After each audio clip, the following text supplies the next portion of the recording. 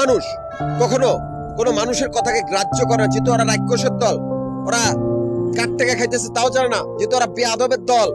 এই জগতে কইছি না, গালি না দিলে কোনো অমানুষ কানে শোনা, তার প্রমাণটাই দেখো, অমানুষ ঠিকই কানে শুনবে। কিন্তু ক্ষেত্রফল ওরা যে পদক্ষেপটাই দিবে এটাই তাদের জন্য মৃত্যু হয়ে দাঁড়াবে। যেহেতু অমানুষ আমানত খেয়ানতকারী সেই বেঈমানের দল। কথা আছে চোরের বাপের বলো গলা। এই অমানুষের যতদিন তুমি গলা না কাটবে ততদিন তারা অন্যায় অপরাধ করতে থাকবে। যেহেতু ওরা বেকুবের দল, ওদের দৃষ্টিকর্ণ থাইক্য ওরা নাই, ওদের চোখ উড়ানো হবে, কানের মধ্যে সুই ঢুকানো হবে।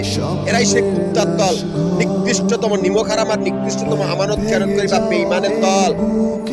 অমানুষ বেয়াদব, ওরা অভদ্রতম জন্তু জানোয়ার। এরা ফাইজলামির মাধ্যমে অন্যের আমানতকে খেয়ানত করে, যেহেতু ওরা কুত্তার বাচ্চার দল। আমাদের কোনো ধর্ম নেই বা আমরা কোনো ধর্মের অনুসারী না। আমি একটি কোম্পানির দায়িত্বরত থাকা অবস্থায় সেই কোম্পানির পুরনো সমস্ত বাড়িঘরগুলো লক দিয়ে রিপিট একটা করে আবাসিক বাড়িঘর করা হয়েছে আমাদের নিজেদের পরিশ্রমে। এমনকি সেই কোম্পানির আমরা দুই ভাগে বিভক্ত করে, এক ভাগে আমাদের নিজেদের ব্যবসা প্রতিষ্ঠান রেখেছি, আরেক ভাগে সেই কোম্পানির বাড়িঘরগুলোর ভিতরে রেখেছি। আমাদের ব্যবসা আমরা বাইরে রেখেছি।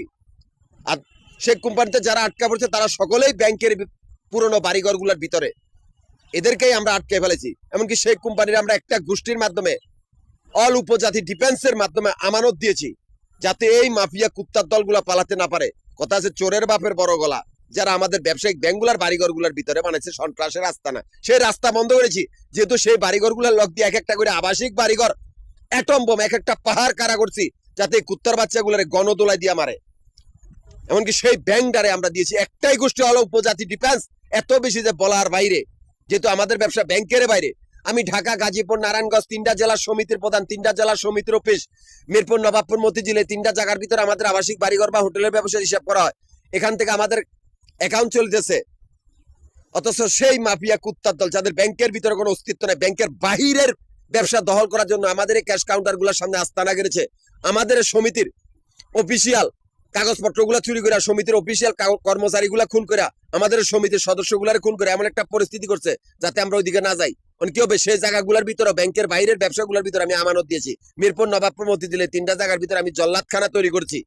এই তিনটা জল্লাদখানার ভিতরে অজাত বা বেজরমা মারার বাহিনী, সেই জায়গাগুলোর ভিতরে আমি আমানত দিয়েছি অল সামাজিক উপজাতি।